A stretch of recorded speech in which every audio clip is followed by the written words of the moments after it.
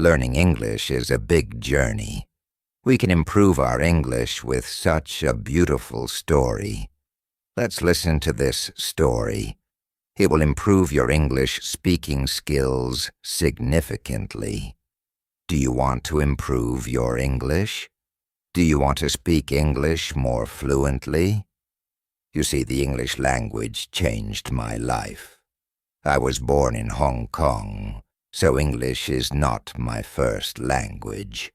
My first language is actually Cantonese. My second language is Mandarin because my mother is from Taiwan, and my third language is English.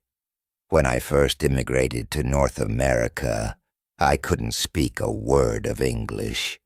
I know some of my fans tune into my videos because they want to learn how to speak English. I find that interesting. So today I want to share with you 5 steps to improve your English fluency. These are the 5 things I did to learn English. Step number 1 to improve your English fluency is actually very simple, and that is, don't give a damn. That's right, don't give a damn. Speak whenever, wherever, and however. It doesn't matter if you speak with an accent. I still speak with an accent, and I talk to tens of millions of people every single month. It doesn't matter. Forget how people might judge you. Forget what people might think of you. It doesn't matter. Just speak as much as you can. If they don't understand you, say it again. If they don't understand you, say it again. You just keep saying it. I remember because I spoke with such a thick accent. It sounded like Jackie Chan. I can still speak with some Chinese accent, like, hey, yeah, this, then that. Like that kind of stuff. But you just speak. You just speak as much as you can because that's how you get comfortable. Understand the culture to understand philosophies. You need to understand the language. When I learned English, I also learned a lot about the culture and about business. Of course, that's what I do. So, language is not just something that you use to communicate. Language is also something that can train your mind. So understand that. Step 4. Immersion. You have to immerse yourself.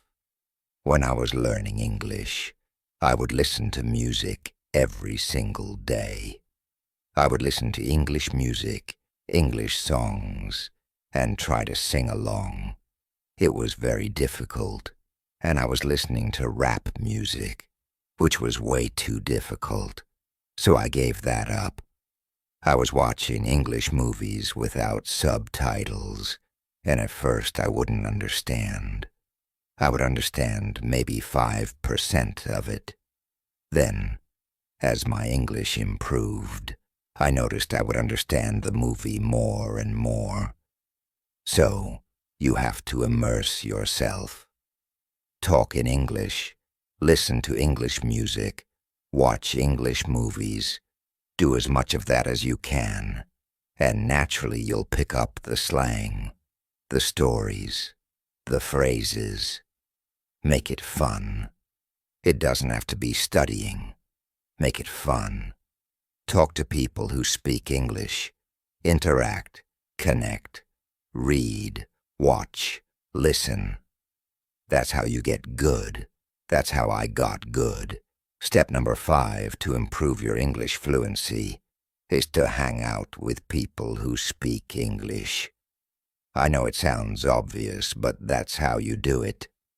In college, I saw Chinese students only hang out with Chinese students, Korean students with Korean students, and Japanese students with Japanese students. I did the opposite. I hung out with people who spoke English. I hung out with Caucasians, people who grew up locally and spoke perfect English. I would talk and hang out, go to the library, and try to talk as much as possible, listen, and ask questions to get comfortable. Another thing I did was get a Korean girlfriend who spoke English.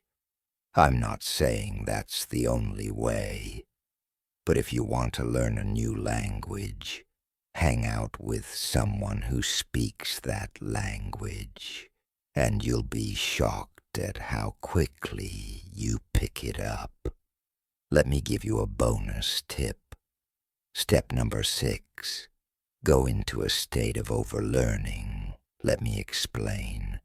If you're learning a language and you want to get good quickly, you need to go into a state of overlearning. For example, if you want stronger biceps and you can only lift 20 pounds, train with 25 or 30 pounds. That's overlearning. I did the same with English. I wasn't just learning basic communication, but also at a higher level where there was something at stake, like business. Now, I'm sure you've had moments in your learning where you felt like you progressed very quickly and it was fun, but at some point you hit a wall and felt like you'll never speak fluently and confidently. You're not alone. This feeling of being stuck is often called the intermediate plateau. I've been there. It's a comfortable place because you can speak and understand in many situations, but for most of us, it's not enough. We want to enjoy the language as freely as we do our mother tongue. As a native speaker, I've never had the experience of learning English as a second language, so I want to bring you an expert who has successfully done it. Here at Real Life English, if you listen to our podcast, chances are you have already heard me on there. But today, I'm here to tell you a little bit about my story and how I went from speaking zero English to the level of English I have today. I'm just like you. I'm an English learner myself, and I had to learn English from scratch in my country, Brazil. I've never been abroad, so I'm going to tell you how I did it. And hopefully that's going to give you some ideas and inspiration for your English journey. But before we get started, make sure you hit that subscribe button and the bell down below, because every week we put out videos to help you speak English with confidence and naturally. Now let's get started. My story with English began when I was 15 years old. As I told you, I come from Brazil, and at that time I knew zero English. I couldn't speak, read, or write anything in English. But at 15, something magical happened. I started to have this desire to become bilingual. I don't know exactly why, but the idea of using 2 languages to communicate and express myself was very attractive to me. I also looked around and realized that no one in my social circle knew English. I started to associate knowing English with having a better life. In school, I had a friend who took an English course, and he was really helpful. He lent me his old course books. Every semester, his school would change the books, so he lent me the ones he no longer used. That's how I started, by studying with old course books and a grammar book he lent me. I was really fascinated because English was always interesting to me. I actively studied it, reading and copying stuff from the books and using another language to write and communicate. However, my speaking was really bad at that time. I would try to read out loud from the books, but the words wouldn't flow, and I had no idea how to pronounce many of them. It was frustrating, but I kept going. I did this for 3 years, from 15 to 18. Most of the time I studied with books. That was the first mistake I made. It took me too long to start speaking. Nowadays, we have many more resources like apps. Speaking of apps, I can tell you about the real-life English app. With the app, you can have conversations with people from all around the world at the touch of a button. Plus, you can listen to our podcast with transcripts. It's amazing, and I wish I had it when I was learning English 20 years ago. When I turned 18, something magical happened in my life. I started working, and my work experiences were crucial in my English development, especially my speaking and listening skills. My first job was at a drugstore where I worked as a cashier. This drugstore was special because my peers quickly noticed me studying English during lunch. I became the English guy at the drugstore, and every time a foreign customer came in, I was the one called to help.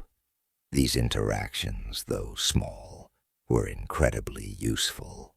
For example, one time, an American customer corrected me when I mispronounced abroad.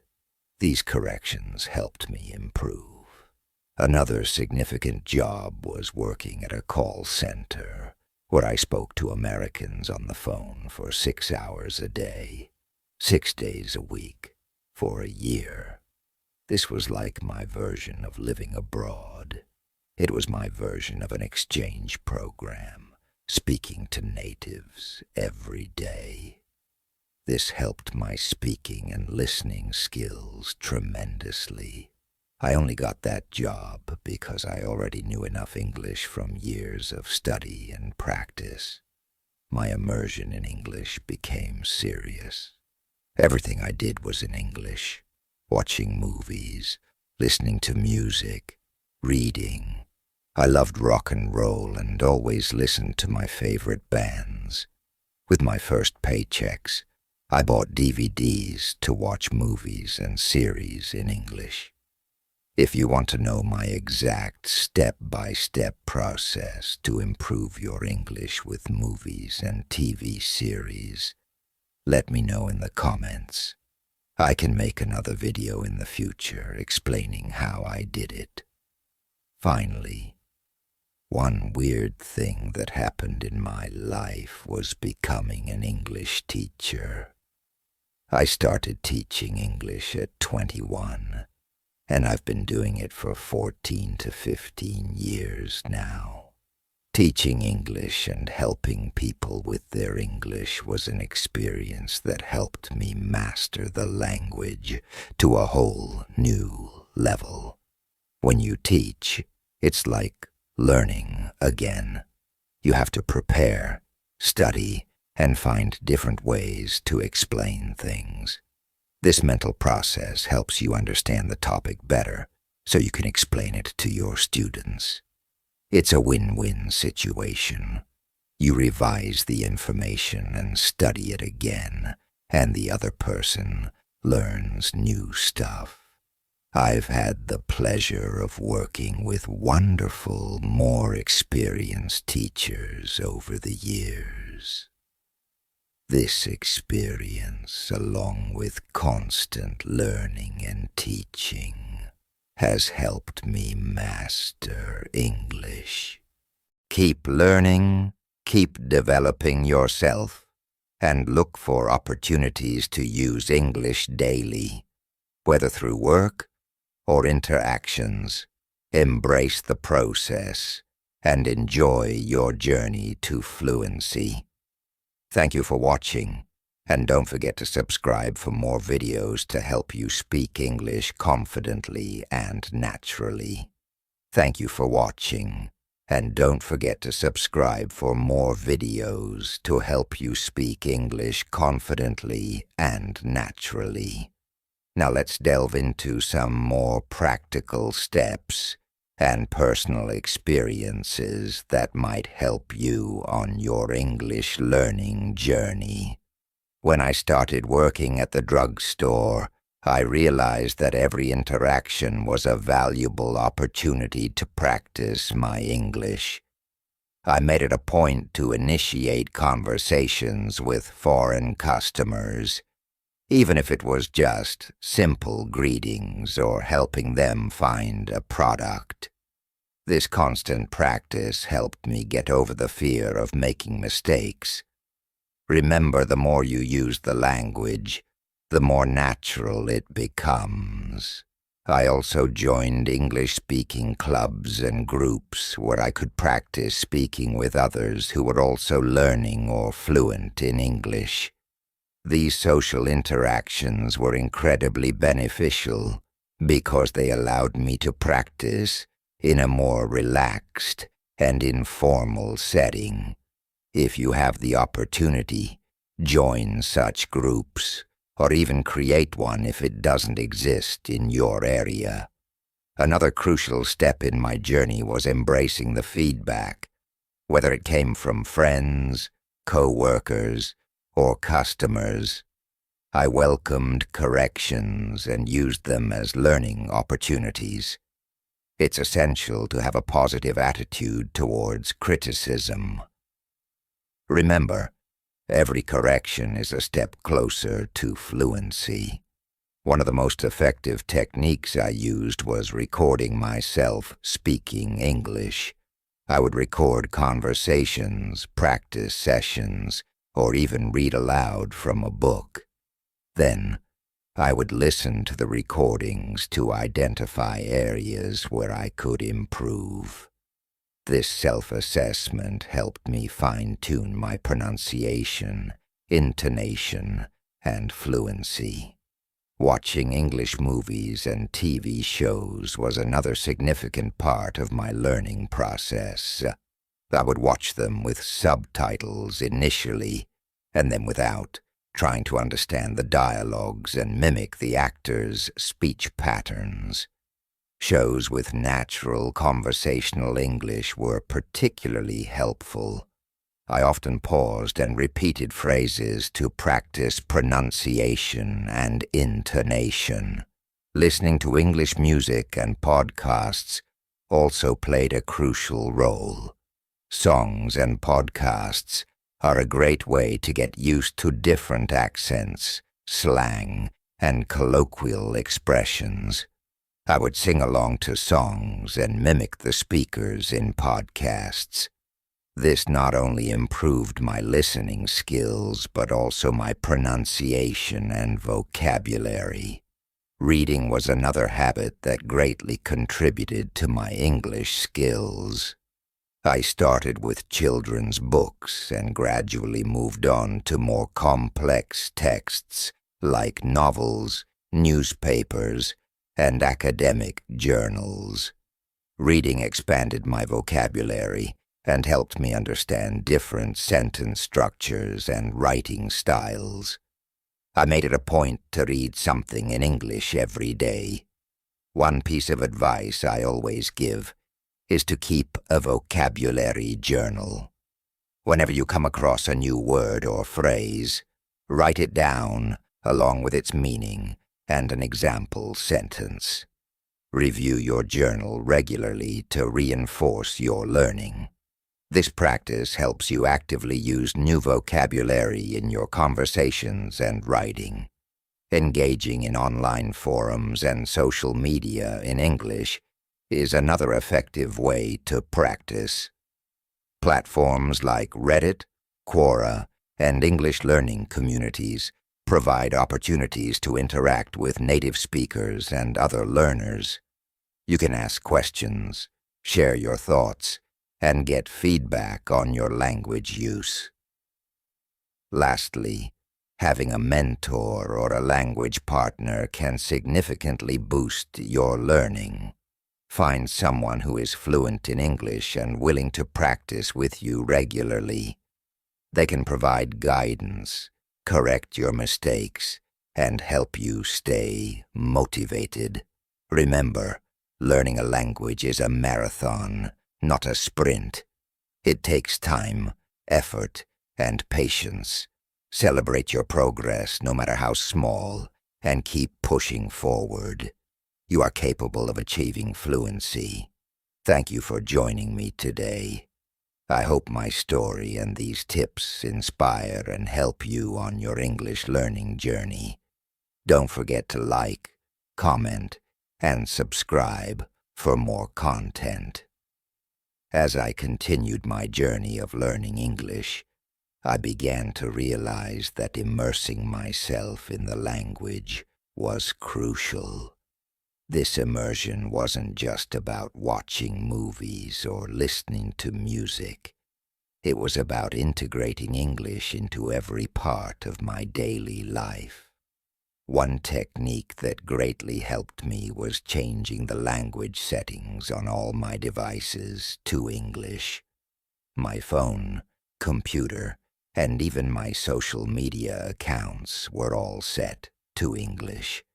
This constant exposure helped me get used to the language in everyday contexts and learn new vocabulary naturally. I also made it a point to think in English. Initially, it was challenging because my thoughts would naturally occur in my native language, but with practice, I started thinking about daily activities, making plans, and even daydreaming in English. This mental shift was a game changer because it made English a part of my internal dialogue, helping me become more fluent and spontaneous in my speech. Engaging in conversations with native speakers was another significant milestone. At first, it was intimidating, but I soon realized that most people are patient and understanding when they know you're learning. I joined language exchange programs where I could practice English with native speakers in exchange for teaching them my native language. This mutual learning environment was beneficial and made the practice sessions more enjoyable.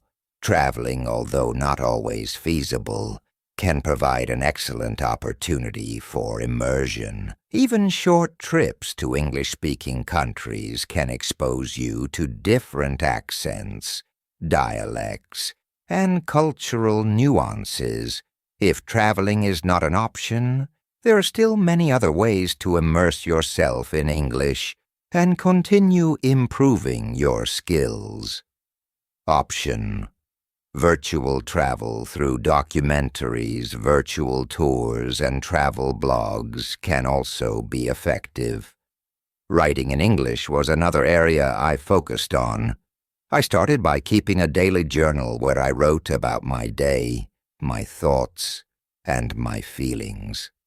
This practice helped me improve my writing skills and allowed me to express myself better in English. I also participated in online writing communities and forums where I could share my writings and get feedback from native speakers. Another tip that I found incredibly useful was learning idiomatic expressions and slang. These are often not taught in traditional language courses, but are essential for sounding natural and understanding casual conversations. Watching sitcoms, stand-up comedies, and reality shows helped me pick up these expressions. I made a habit of noting them down and using them in my conversations. In addition to informal language, I realized the importance of understanding and using professional and academic English. This was especially important for my career. I started reading industry-specific articles, research papers, and attending webinars and conferences conducted in English. This exposure not only improved my language skills, but also kept me updated with the latest trends and developments on my field. Public speaking was another area I worked on. Initially, speaking in front of a crowd was daunting, but I joined the local Toastmasters Club, which provided a supportive environment to practice public speaking. Preparing and delivering speeches in English helped me gain confidence and improved my ability to articulate thoughts clearly and concisely. Teaching English, as I mentioned earlier, was a turning point in my language learning journey. Explaining concepts, grammar rules, and vocabulary to students reinforced my own understanding and mastery of the language. It also taught me patience and empathy, as I could relate to the struggles of my students. Teaching is indeed a two-way street, where both the teacher and the students learn from each other. Consistency and persistence are key when learning a language. There were times when I felt demotivated and frustrated, especially when I hit plateaus in my learning.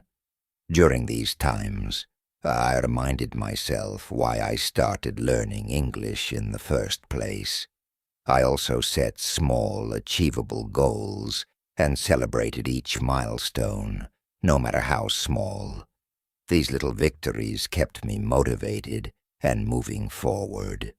Finding a community of fellow learners was another source of motivation. Being part of a community where everyone is working towards the same goal creates a sense of camaraderie and support. We shared resources, study tips, and encouraged each other.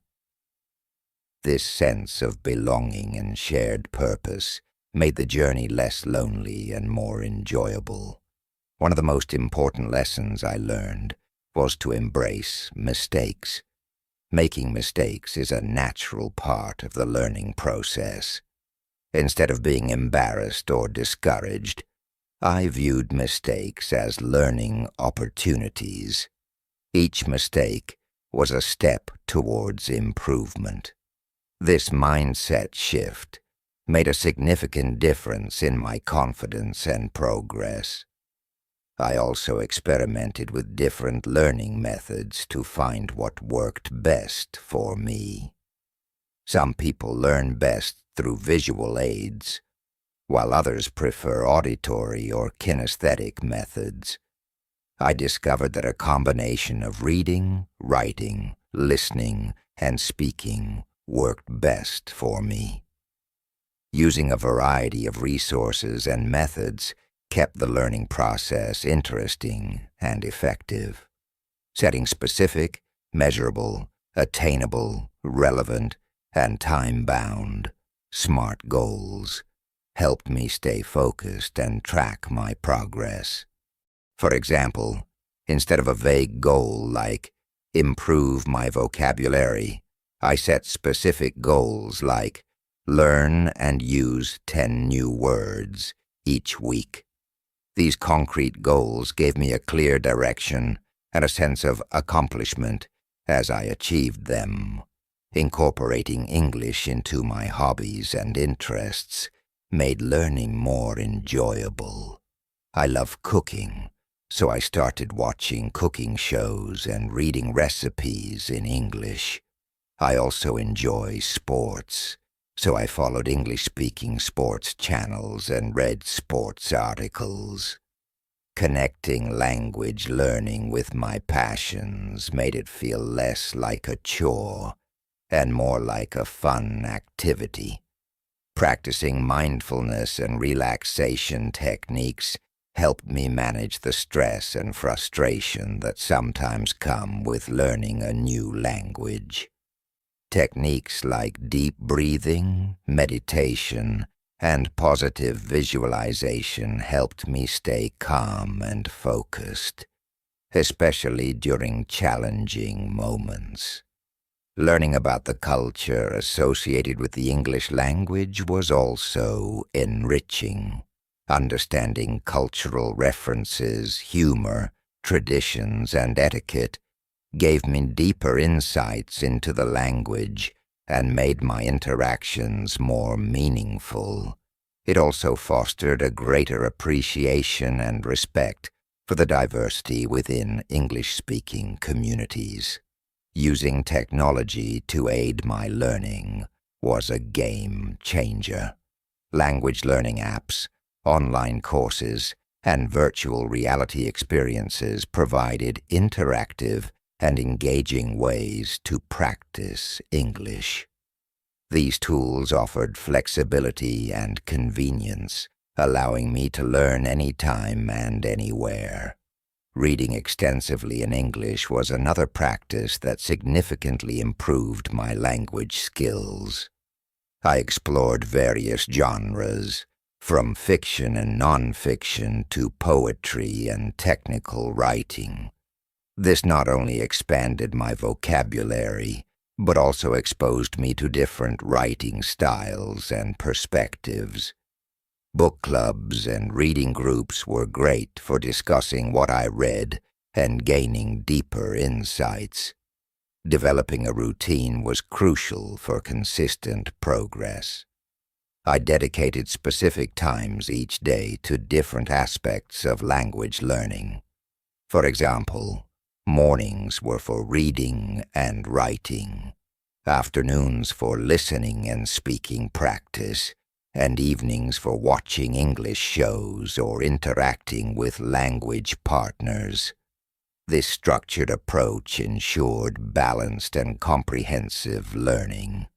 Engaging in creative activities like writing stories, poems, or even song lyrics in English tapped into my imagination and made the learning process more enjoyable. Creativity allowed me to play with words and expressions, making the language more personal and memorable. Volunteering in environments where English is the primary language helped me practice in real-life situations. Whether it was helping at community events, tutoring others, or participating in local organizations, these experiences provided practical, hands-on practice and enhanced my confidence. Reflecting on my progress regularly helped me stay motivated and identify areas for improvement. I kept a language learning diary where I noted my achievements, challenges, and goals. Reflecting on my journey reminded me of how far I had come and inspired me to keep pushing forward. Finally, maintaining a positive attitude and believing in my ability to learn English was essential. Self-doubt and negative thoughts can hinder progress. I practiced positive affirmations and surrounded myself with supportive people who encouraged and believed in me. This positive environment fostered a growth mindset and kept me motivated. To all the English learners out there, I want to say that your journey might be challenging, but it's also incredibly rewarding.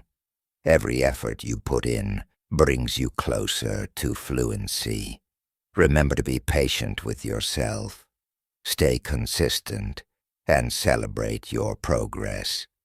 With determination and the right strategies, you can achieve your language learning goals. Thank you for joining me on this journey.